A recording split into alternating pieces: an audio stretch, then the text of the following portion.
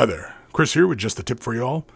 In this video, we're going to answer the question, will Citadel Color Contrast paint, will you be able to wet blend with it? So in this video, we are going to answer that question as I'm going to do a 2-brush wet blend. I'm going to use this Rhino here. I'm just going to paint the hatch, just something really small here. And it's already been primed in the new Citadel Gray Sear.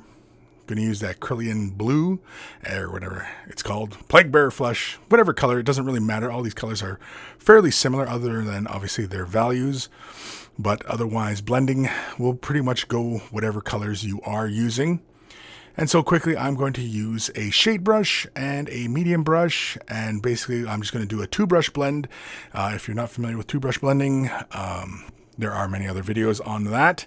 And so really quickly here, I'm just going to use this, and I'm just going to lay a little bit of this blue down just onto the hatch here, just a little bit. You can see it already does as we expect. I'm going to take that Plague Bearer green and then just quickly blend. And as you can see, you just move it around and you just blend that edge. And of course, you get those varying tones as it mixes with the bluer tone and the light green tone, which is why I kind of went with this, just to illustrate this point.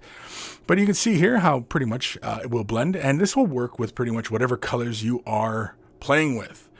And so really quickly, I'm just going to take a little bit more, lay it onto the other side, and just quickly blend that out as well. And these are fairly generous amounts onto the brush.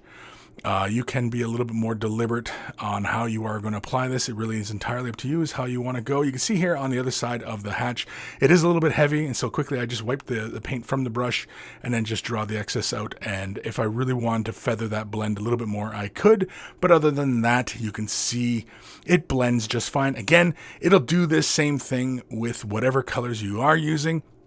Here it is after it's dry, and again, it's pretty straightforward. It'll blend, as the question was asked.